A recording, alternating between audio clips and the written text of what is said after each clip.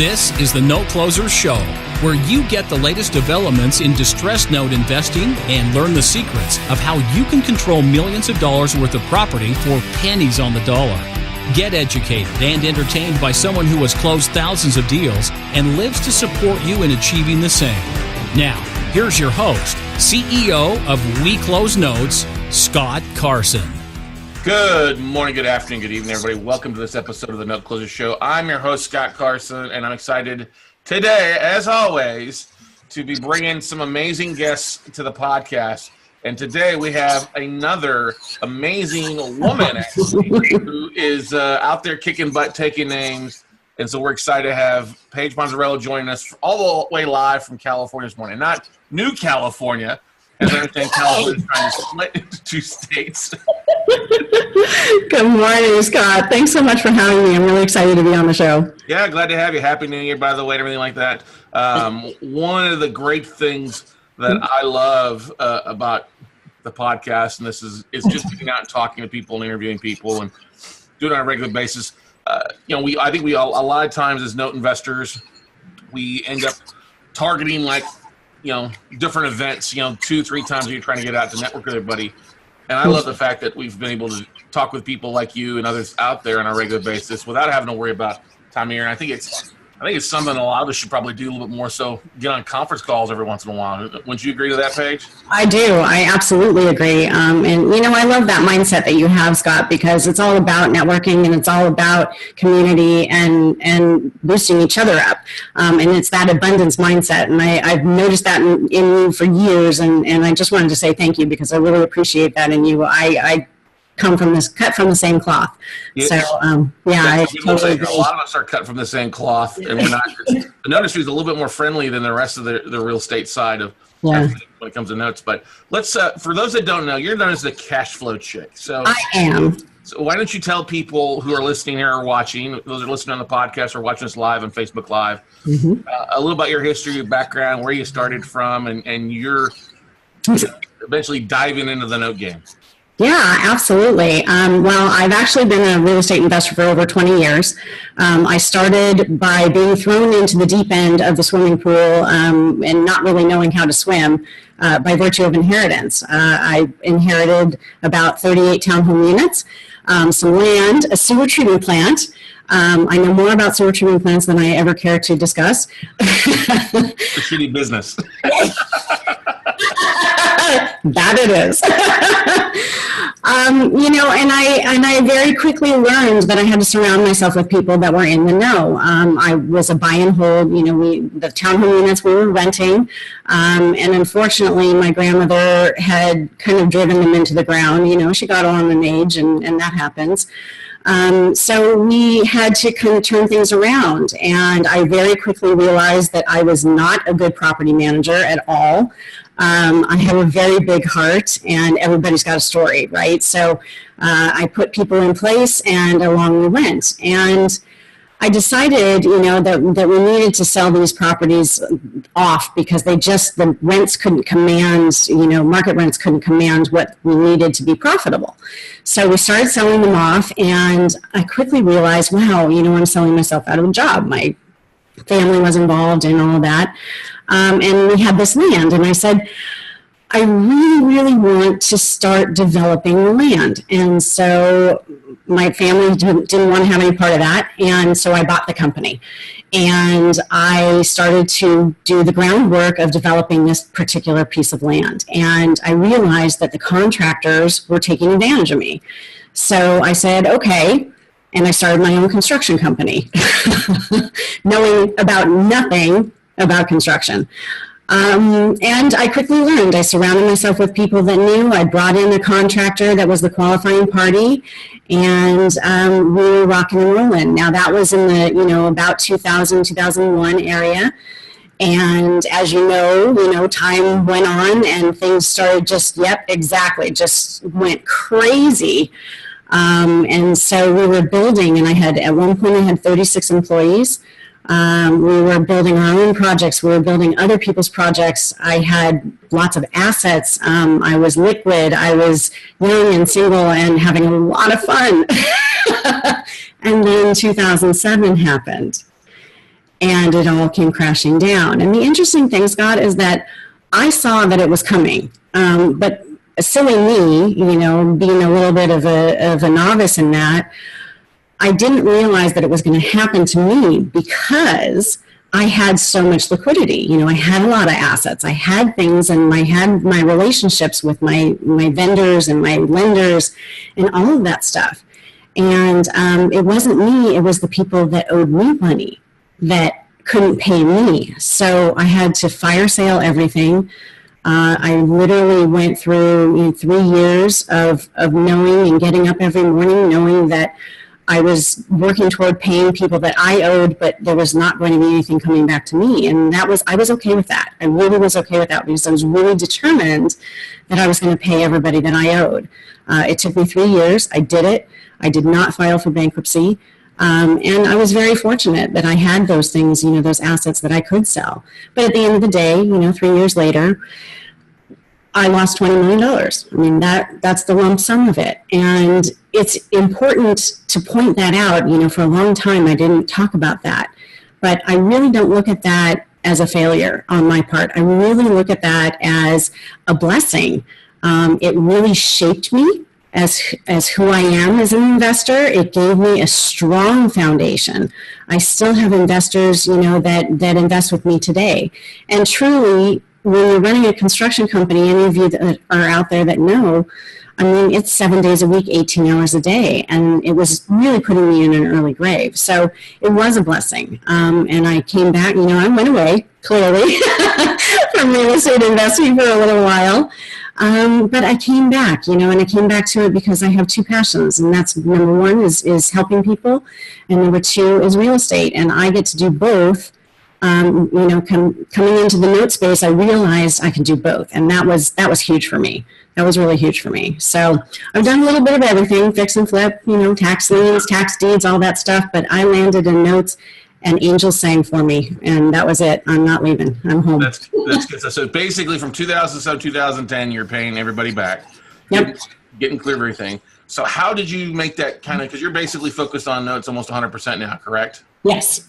So how did you kind of wake up one day and somebody tell you more about notes, or you'd known a little bit about notes, but when did you find that kind of focus? Or let's walk through that a little bit, because I know a lot of people struggle with that, who've been through down times. They've gone through the big D. We don't mean Dallas, and struggling with buying property and it failed. They try to be a landlord, fix and flipper, and they fall flat in their face. Right. It may not be 20 million falling flat in your face, but it's still 20 grand or whatever it is. You know what I mean? It is a huge number, but it's all relative. Honestly, Scott, it's money. And there's one thing in this life that I have learned through all of this. Everything that we have, we can get back, except time. So use your time wisely. And that was kind of a mantra for me as I came back into real estate investing.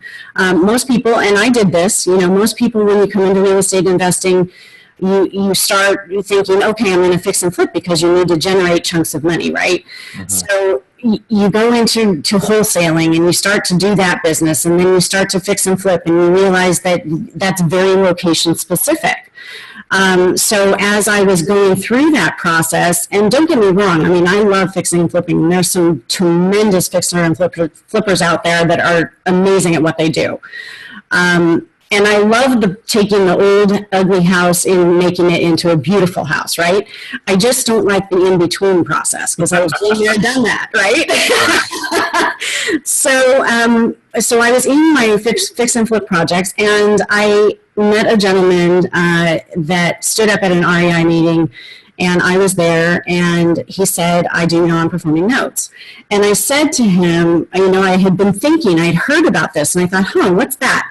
And this is about 4 years ago. And I said, that's interesting. So I went up to him and I said, I'd really like to volunteer some time. I really like, I'm of the real estate mindset, so you don't have to teach me any of that stuff, but I'd really like to help you to grow your business and learn as we go along. And he agreed. He actually became a mentor for me, and he realized very quickly that I picked things up very quickly. And I was very lucky to, have that mindset and that focus and the background, frankly, because your education in real estate is hugely important no matter what space you're in. It's hugely important, because if you don't have that, you're going to get hurt. But yeah, so I started studying under him, and as I was finishing all of the last couple of fix and flips, and I had massive problems with the contractor and inspectors and all that stuff. And as I'm studying, I'm thinking, wow, there's something really to this. There's something to this. And the reason why is because I am not dependent on anybody else. I am not location specific. So I could be anywhere in the world and do this business as long as I have a phone and an internet connection. That's it. I don't have to rely. I control the outcome. And you can imagine after 2007 how important that became for me, that I control the outcome. I can generate chunks of cash. I can generate streams of cash. I can joint venture. I can do my own portfolio. And we do all of that stuff. And for me, that's why Angel sang. I mean, it just really boils down to I'm in control of my own destiny, my own money. And the best part is I get to help people try and stay in their home and make money doing it. And so it just tied everything together for me. That's how I came into the space. Yeah. Uh-oh, I lost you, I think. There we go. Back. Yeah, we go. I myself, so I was sneezing over here. Don't sneeze over here. Hit the button once many times. But are you talking about Joseph as your partner? Yes. Joseph is a great guy. He's Yes, a mastermind member of ours in the past, stuff like that. Just a great. He's got a big heart too for helping that. That's why you guys make a really good partnership when it comes to that aspect of things. So it does. We're going to learn notes from Joseph. And how did the cash flow chick? It really, again, I wanted to incorporate one of my passions, and that is helping people, not just people in distress that have distressed mortgages, but people that are trying to break into real estate investing or try to break into note investing, and to help them to educate and take care of their own financial future. Because, Scott, you and I know that 401ks and all the rest of that stuff, your retirement plan, it's not going to be enough when we retire. It just isn't. And people, I think, are realizing that, but they don't know where to go. So Joseph and I sat down and we had a conversation. We do teach a workshop, and we have for a couple of years now. And so we decided, okay, let's be able to grow a little bit bigger. We're scaling, of course. And we're able, through Cash Flow Check, to reach out to people, to connect with people. And that's what it's really all about. I mean, our business, any business, but especially our business, is all about people. And it's about networking and relationships. So that's how Cash Flow Check was born. That's great. So, and you guys, if you're listening or watching the Facebook Live and you want to ask some questions, now is the time to be putting your questions in the comment section. If you're listening on iTunes podcast, you can't ask live questions, but hopefully we get some live questions here. So, we got some great people here saying, Melody Evans says this should be a great webinar. Page is great. Allison Smith says amen to helping people and the cash flow stuff. So while people are typing their questions for you,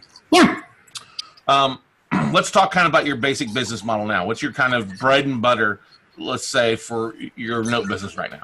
Sure. We focus on first position. There are very successful second position lien holders out there, and note investors, and that's tremendous. For me, I just prefer the first position. Having been through 2007, again, you really need to focus on who you are as an investor to create the path that's going to take you there. And so for me, first position was always a no-brainer.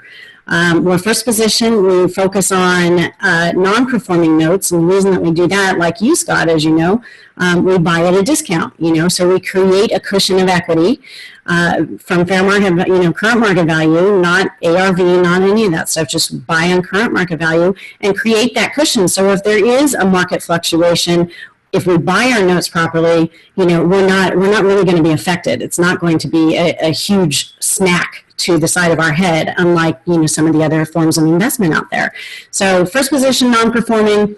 We also focus on across the country. There are states that we don't buy in strictly because the foreclosure times are just not conducive to our model.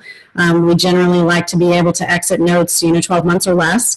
Sometimes that works and sometimes it doesn't, but for the most part it does. And then median value, anywhere from 50,000 up to about 225, 250 is our sweet spot, and where we focus. But we do go a little lower and we do go a little higher. So, but that's our niche, and we love it. Yeah. Yeah, that's a great niche to be in, because that's really your first-time home buyers. That's your biggest pool of buyers. Yep.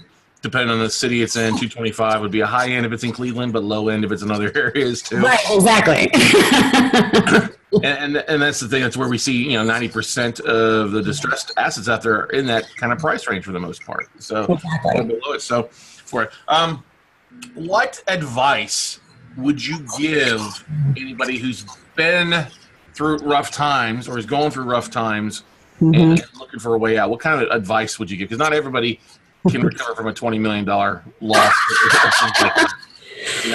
What advice would you give people that are struggling with their goals? That's a great question. I actually, believe it or not, don't get that question often. But my advice is this. Number one, it's mindset. It's just a thing. I mean, I hate to say it that way, and I don't mean to be cavalier in any way, shape, or form. It's just a thing. Again, remember, the only thing that you can't get back is time. So dust yourself off, surround yourself with people that will prop you up. And there are plenty of them that are out there. Join groups, go to Meetup, talk to masterminds, participate in webinars like this. Start building your network, because believe it or not, everybody that's out there, I guarantee you something bad has happened to them at some point in their life. And that gives you a way to bond. I mean, talk to them about that. For a long time, I sat silently crying inside thinking, I failed. I didn't fail. It was a hard learning lesson. It brought me back stronger than ever. So reach out to your network. Reach out, and if you don't have family and friends that are in your network, create another one. Go somewhere else. Go into a RIA group. Go into some sort of class. That's some interest for you, and develop your support system that way, because that is going to be your foundation. Those are the legs that you stand on. That's how you start to come back. You can always reach out to I know Scott has always said, hey, participate. So, do that. Same thing with me. Do that, reach out and participate. And then educate yourself, because again, you don't want to go through it again. Don't make the same mistakes. Leverage people like Scott and like me and our scraped knees, because we've been there, right? So leverage us. But that's really, educate yourself and then move forward. Yep. You've got to move forward, because you can take all that other stuff, and if you don't put action behind all of the stuff that you're doing, you're going nowhere. So be bold, be bold and step forward, and you can. Yeah, the only reason we're at where we're today because we have failed more times than most people. Yes. My favorite phrase, ask me how I know. Yeah, right. We got a couple questions. I want to thank you ladies for that are asking questions. Laura Cabrera asks, are you getting most of your tapes directly from banks? And so how much time are you spending marketing to them? Yes. Of course, like anything, it's always sourcing the deal and money. Those are the two biggest things in any kind of investing, especially real estate investing. So the answer is yes and yes. Yes, we do get direct from banks. We also buy from hedge funds. We also buy from brokers. We buy from other note investors. We buy from everywhere. I mean, everywhere that has a note and has product, we market to them, we let them know we're here, we develop relationships with them, and then we do what we say we're going to do. That's hugely important in this space. Scott, you of course are the master at attesting to this. If you have a vendor that you're buying from, you absolutely have to perform. Otherwise, it's a little black mark. And believe me when I say everybody knows everybody in this space. So, yes, we do market. We do develop the relationships. We go to the events. We send emails. We make phone calls, all those things, and network. Absolutely. How much of your time is spent on marketing for new assets or new tapes? A good portion of it, because again, that's between the network and the product, that's the foundation of your business. So I'm going to say we generally spend anywhere between 75 and 80% of our focus really marketing and networking with people that can provide product for us. Yep. Cool. Good stuff. Allison asked a question. How do you fund your notes or raise capital to fund your note deals? Hi, Allison. That's a great question. A couple of different ways because, again, I had to start out, right? I didn't have a whole lot to start out. And my last couple fix and flips were not as productive and profitable as we had hoped. We do a couple different things. There are people that are out there in your network that that you can talk to and bring into the scenario. I mean, take a loan from them. More often than not, people have retirement funds that are sitting there that are earning maybe 2, 3, 4%. Sometimes a little bit higher, but could you do better? And is it a little bit safer than perhaps being in the stock market? Only they can answer those questions, but absolutely don't be afraid to tell people what you're doing. That's the biggest thing. And understand you're not selling anything, right? You're giving them an opportunity to participate in something that can be potentially very lucrative and help people along the way. So definitely talk to other people. And then, yes, we do joint venture. We have our own capital, of course, now that I've been in the space long enough and we've built up our own capital. But at some point, our own capital runs out. So we have to tap other sources. Unless you have hundreds of millions of dollars, which I don't yet. Not yet. But, bring people along with you because that's important. It's really important to help people along their journey. And believe it or not, as long as you don't try and sell, because you don't have anything to sell, you're giving them an opportunity. So that's what we use to fund our note products. Yeah. And a lot of people are nervous about going on. Do you raise capital then go fund deals, or do you go find deals and raise capital? Yes and yes. I do it simultaneously. I really do. And for those that are new, I suggest this. Joint venture with somebody who's already in the space, leverage their talent, okay? Really talk to them about, hey, I know we're joint venture partners. I know that you're going to be raising capital. Can I sit in on that phone call and listen to what that sounds like?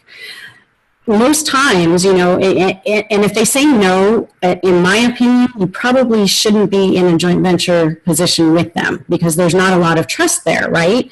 Unless there's certain confidentialities that you need to protect, and that is understandable. But sit with them and talk with them and find out, what they say. Leverage us and our talents. Then go out and do it on your own. Don't try. In my opinion, you should not try this the first note or the first couple of notes, frankly, on your own. Have somebody that's in the space that already knows, and then do what they do. Follow them, act with them, connect and participate with them, and you'll be on your way. There you go. Yeah. Great opening. Laura Blunk out of Texas here. Laura asked a question. Yeah. Did you pull from any of your fix and flip contacts about funding notes? And how did those conversations go? Were they wary because it was a new thing from their fix and flip, or were they comfortable because it was a deal? And that is a great point.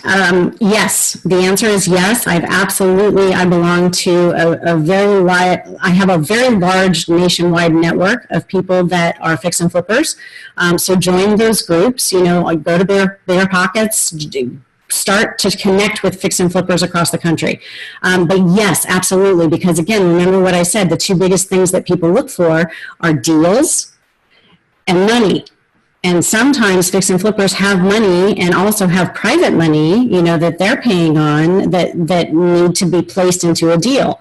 And so when you bring up notes, especially to a seasoned fix and flipper who is having trouble finding their next deal or has private money that needs placement, believe me when I tell you, as long as you understand what you're doing, or you can leverage a team that understands what they are doing, then you will have success in bringing those fix and flippers on board. Absolutely. Yeah, it's just knowing your strategies and being able to explain that, because flippers a lot of times right now are struggling because they have money that they're losing. Exactly. Because they don't have it placed with a deal for the most part. And so that's the one thing you've got to be able to talk about is that, listen, yeah, you want to do a deal, but you can't find anything. Let me put the money to work and still come out smelling even better than you would on the flip side. Exactly. Lily Walker asked, do you only use accredited investors? No, actually, thank you, Willie, for bringing that up. Because we have scaled and because we have grown, we are actually in the process of setting up a fund to include people that have, might not have a huge amount of money, but have some money and want to participate. So yes, we do work with accredited investors both, and unaccredited, non-accredited investors. Yes, so.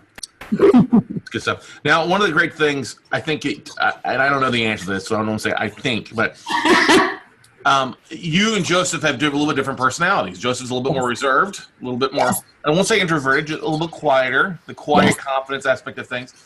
How do you guys divvy up what goes on? Because I think a lot of people struggle with, do I need to get a business partner, or can I do it with VAs? How's that dynamics work in you guys' partnership? It does. Thank you for asking that, Scott. It really does work very well between Joseph and myself. Yes, I am definitely more outgoing. I have an energy level that it kind of fills the room. And you're right, Joseph is very humble and very quiet. Probably one of the most brilliant men I've ever met in my life. And I want to point something out. Joseph is older than I am. And when I came into the space, it really kind of lent some credibility, because I thought, okay, here's a gentleman who can't risk, losing any money, because he's not going to have the time to bring it back up. So I started listening to this quiet, humble man and realized he's just absolutely brilliant. So how do we divvy things up? Generally, I do most of the marketing, of course, Cash Flow Check. Even though he's part of Cash Flow Check, I'm Cash Flow Check. Right. So I do most of the marketing. We both go to the shows together and network together. We both go to RIA meetings together, or sometimes separately, but we both do that. And we teach the class together. Now, in terms of tape evaluation and all the rest of that stuff, tapes generally will come through me first. I will do the initial sweep, and then I send it, once we have accepted offers from our sellers, I send it to the rest of the team, which Joseph heads. They scour the collateral file, all the rest of that stuff, and then when they come back with a yes, then we fund the deal. And then we both manage together, and we have team members that are managing our other team members, loss mitigation, servicing, et cetera, et cetera, et cetera. So it's a nice divvy, and we're growing, so we're bringing on more team members as we grow. Yeah. That's a good thing. I know Joseph actually cut his teeth a few years back, meeting with local people there, like you talked about how you met them there, going through the due diligence and the breakdown and stuff, kind of little mini meetings and stuff like that, and has grown it from the local there. And talk about where's home for you guys again? Sorry. We're in California. In Ventura County. Ventura County, that's right. Yep, so just north of Los Angeles County. And one thing about Joseph, and I was absolutely floored when we started, because due diligence can be very daunting, especially if you have even just initial evaluation. Even if you have a tape, that's 200 assets, how do you pick and how do you start and all that stuff? You need to really know these things. And he taught all of that, but he also said there's got to be a better way, and he doesn't give himself enough credit. So I'm going to take this opportunity, Scott, if you'll indulge me for a moment. Go right ahead. I agree. He doesn't give himself as much credit. Yeah. He actually developed, because we all as note investors have our own preset criteria, right? And so there's certain things that we look for: population, beds, baths, etc. So he said there's got to be a way to take a tape and just do a sweep initial evaluation and kind of skim off the ones that we don't want to spend our time on. Because again, what's our most valuable asset? It's our time. So he actually developed a software. We are the only ones that have it. he developed a software to take a tape, we input the tape, and based on preset criteria, it actually spits out to us what we should look at and do further due diligence. So it gives us a little bit of an advantage that we can quickly go through a tape and be able to, skim off the top, no, this is not something that fits our criteria, and we don't waste our time. And he developed it. It took him over 500 hours to do, but he developed it, and I'm just so proud of him, and I had to give him a shout out on that one. So his ROI calculator is definitely a scrubbing tool there for you guys and stuff like that. I've seen it. Yeah. He bounced some ideas off me when we were going through it years ago. Yep, exactly. He's done a great job with it, which is great. Yep. So, anybody else got questions there for Paige? What would you say is your most challenging thing now in the note business right now? Most challenging thing? Aside from, we always want more product. Always. Scaling, as you scale and grow, you're going to scrape your knees a little bit. And so, scaling, we've been very blessed that we have some great team members, and it just growing and scaling and being able to manage the managers. As we all know, and Scott, I've heard you talk about this over and over again, there's lots of servicing companies that are out there. A lot of them it's kind of like the lesser of two evils scenario. So it's just a matter of making sure to put your systems in place and be able to scale as fast as you are growing. And, we have had a couple of challenges, but we're right on track, and we anticipated that. So we're excited with our growth and where we're going. Right. What are your guys' 2018 goals? Great question. Joseph and I have different goals. Again, we're different investors. Even though we're partners, we're different investors. My 2018 goals are I set a goal a year ago that at the end of 3 years, I want to have 1,000 notes in our own portfolio. And it's a pretty lofty goal. So we're still working on that.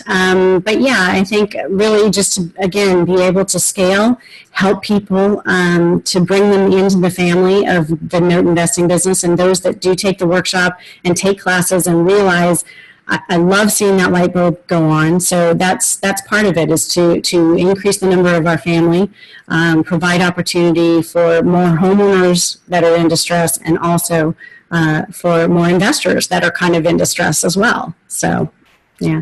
What's Joseph's goals compared to yours? That's what I want to know. Joseph really just he's getting to a place where he just wants to have just nothing but passive income.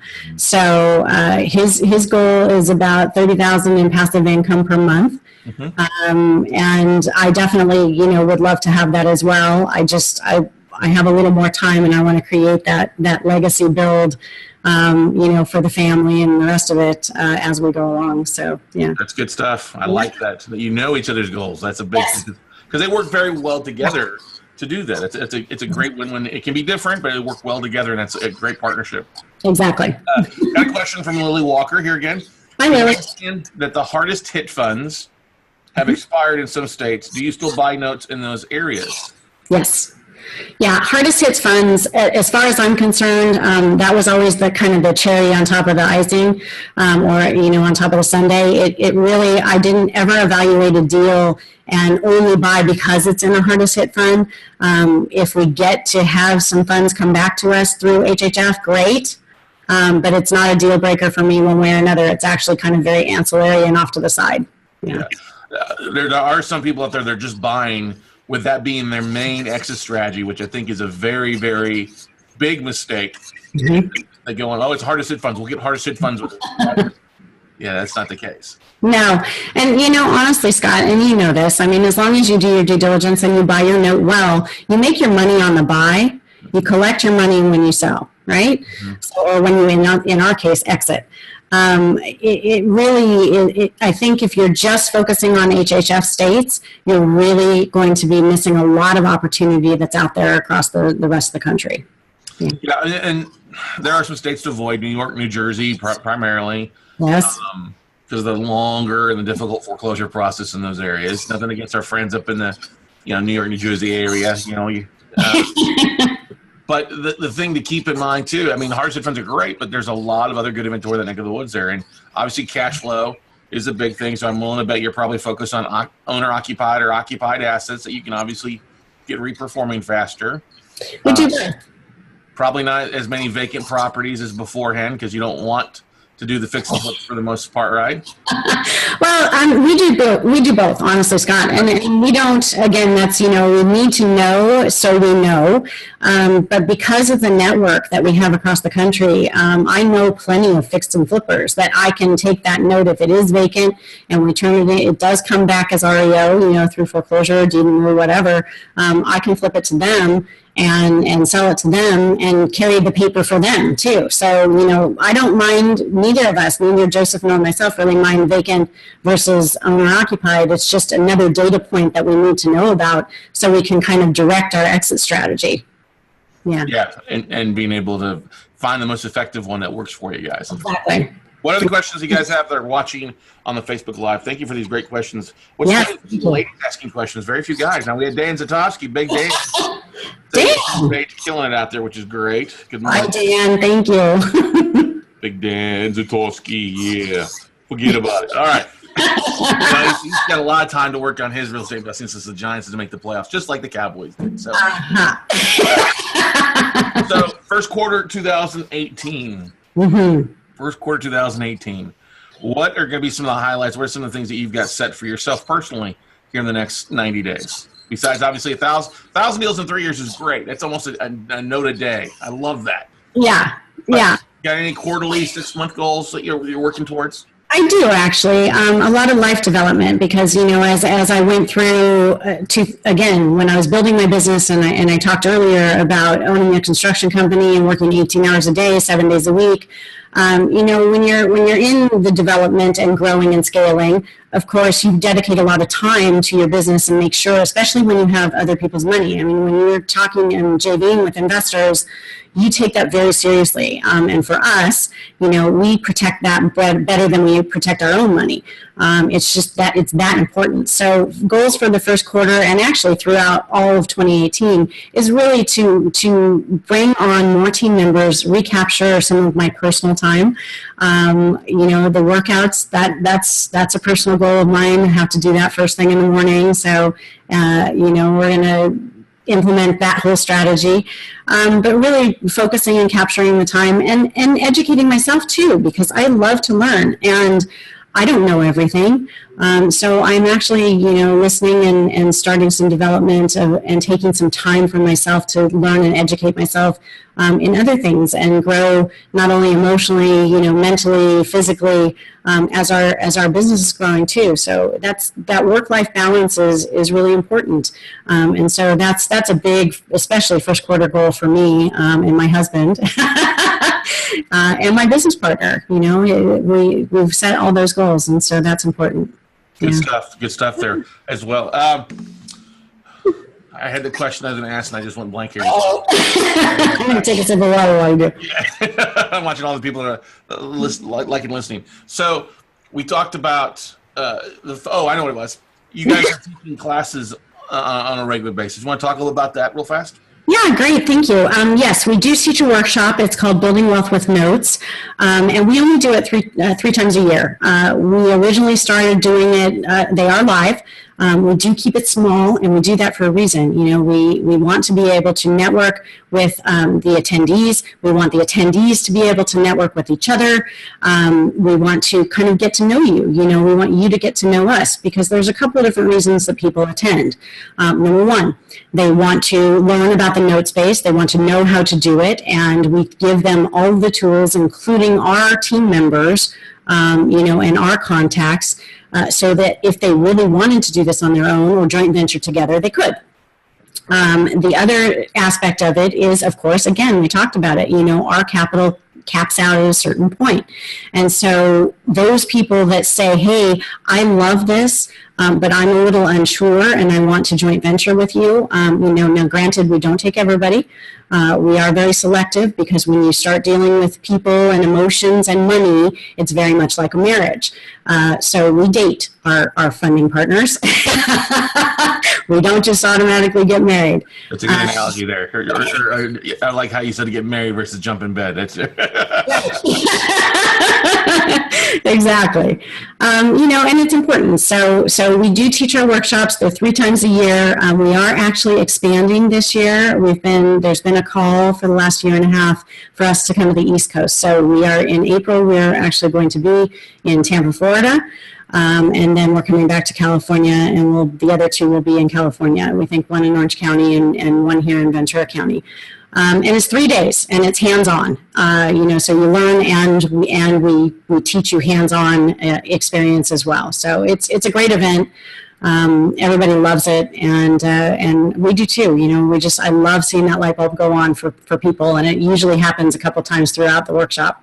But buildingwealthwithnotes.com if you want more information, or of course cashflowcheck.com. There you go. Perfect stuff there. I love it when light bulbs come on. Those moments. They're fun. And you can see it. They sit and the look in their eye. It's amazing. It's amazing. What would you say is your biggest issue with the note business? What's the biggest problem that you guys deal with on a regular basis? Servicing. Not loss mitigation. Our loss mitigations team is absolutely stellar. We do have a good servicer. I shouldn't say that, but yeah, we did scrape our knees quite a bit at first. We had a servicer that caused some trouble. But again, it's just a matter of scaling and managing your managers and knowing what you're doing. You have to educate yourself. You cannot just jump into this business. You have to educate yourself, some way, shape, or form. But yeah, that's probably on a daily basis. We have ongoing notes files that are constantly turning, as you know, Scott. And if I'm going to get to my 1,000 note goal by 3 years, having that scale and the managers and the team in place is going to be hugely important. And we're continuing to develop and grow and get better and succeed in that. So yeah. It's totally important. I couldn't agree any more with that there for you. Guys, I want to, gals that are listening, guys that are watching, things like that, thank you for all your questions. Yes.